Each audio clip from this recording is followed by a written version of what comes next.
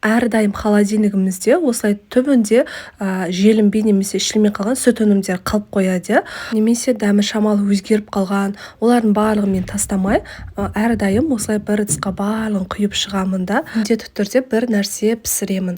Бұл жолы мен нан және де бауырсақ пісіруді шештім. Дәміне қарай тұзын салып, және де қайнап тұрған суымды құйдым. Одан соң дрожж салдым. Ұнымызды аз-аз мөлшерден сала отырып, жұмсақ қылып қамыр еледім. Қамырларыңыз қолдарыңызға жабыстыруы керек. Сол кезде нандарыңыз прям күшті шығады ғой. Бетін жауып көтерілгенше 1-2 сағатқа жылы жерге қалдырамыз.